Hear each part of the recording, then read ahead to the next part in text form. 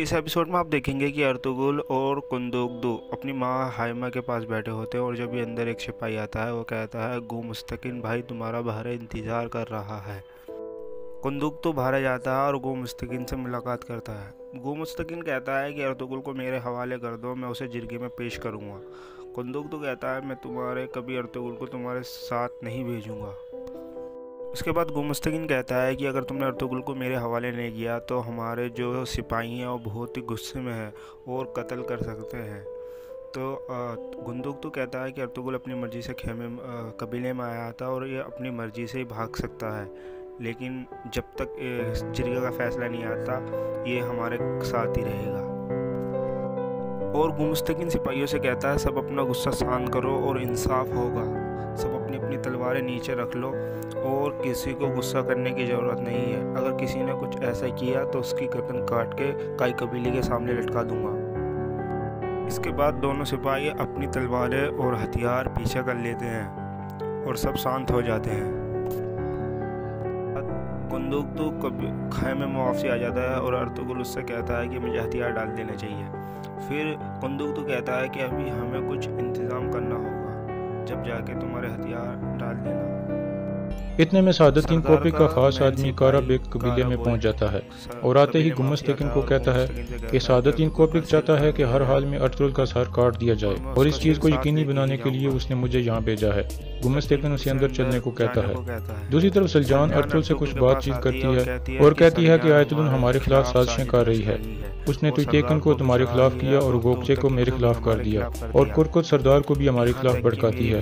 यही वजह है कि दोनों कबीलों के दरमियान ताल्लुकात इतने खराब हो गए हैं। अर्तुगरुल कहता है, मैं जानता हूँ कि वो ऐसे ही कर रही है, लेकिन ये समझ नहीं आ रही कि वो ऐसा क्यों कर रही है। दूसरी तरफ दिल्ली दामिर और हलीमा सुल्तान कोनिया जा रहे होते हैं और रास्ते में एक जगह बैठकर खाना खाते हैं। दिल्ली दामिर हलीमा को समझाता है कि अर्तुगरुल के बारे में परेशान मत हो, उसके खिलाफ पहले भी कई साजिशें की गई लेकिन वो कामयाब रहा और इस दफा भी वो इन मुश्किलात से निकल आएगा। दूसरी तरफ कबीले में गोंजा गुल कुंदोकदु को कहती है कि सादतदीन कोपिक ने अपना एक नुमाइंदा यहाँ भेजा है और वो यकीनन अर्तुगरुल को मारना चाहते हैं, इसलिए तुम और मेरे वालिद मिलकर कोई दरमियानी रास्ता निकालो जिससे खून खराबा ना हो।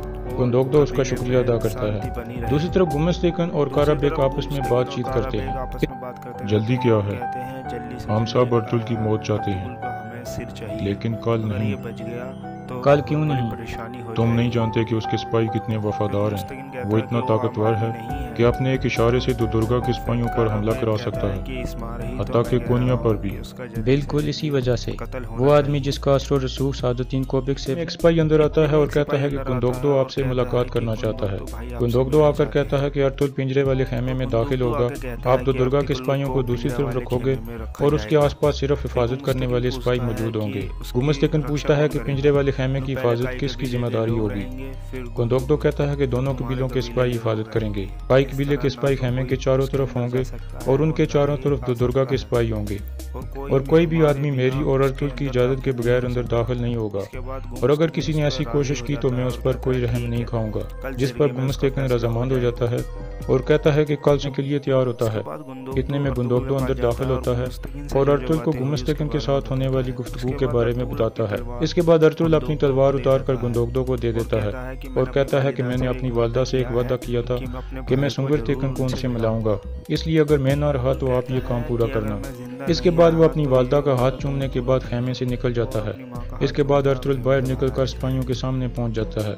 उसको सामने देखकर दुर्गा के सिपाही दोबारा उसे कातिल और गद्दार कहना शुरू कर देते हैं। इसके बाद कुंदोकदु बाहर आता है और बुलंद आवाज में सबसे मुखातब होता है कि अर्तुगरुल अपनी मर्जी से कबीले में वापस आया था ताकि अपनी बेगुनाही साबित कर सके और अब अपनी मर्जी से कबीले की जेल में जा रहा है और अगर किसी ने अपनी हद अबूर की तो उसे मेरी तलवार का सामना करना होगा। ये सुनकर सिपाही अपनी तलवारें मियान में डाल लेते हैं। फिर कुंदोकदु अर्तुगरुल को चलने को कहता है। इस तरह अर्तुगरुल कई सिपाहियों के घेरे में वहां से चल पड़ता है। रास्ते में एक जगह सिपाही अर्तुगरुल पर हमला कर देता है।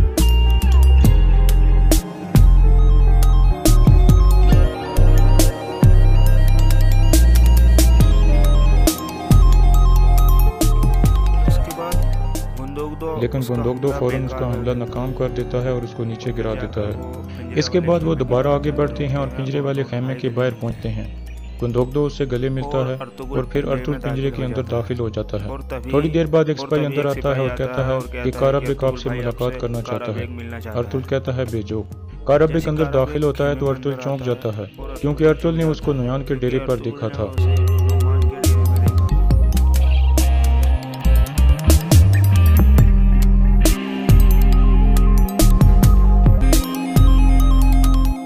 हम दोबारा मिल गए अर्तुल, सादतीन कोपिक ने सलाम भेजा है तुम्हें।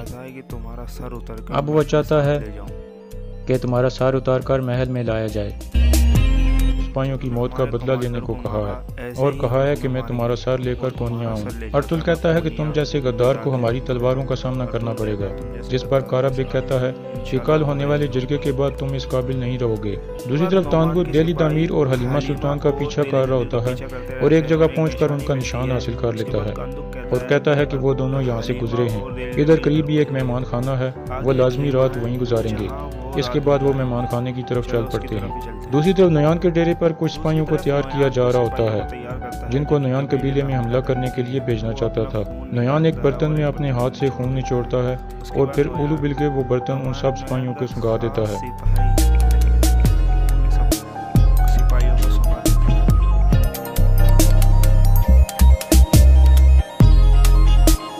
जिसके बाद वो पुरजोश हो जाते हैं। इसके बाद नुयान उनको मजीद जोश दिलाने के लिए चंगेज खान और अपने मजहब के कुछ नारे वगैरह लगाता है, जबकि उलू बिलके ढोल बजाकर और रक्स करके उनका जोश बढ़ाता है और यहाँ इस किस्त का इख्तिताम हो जाता है।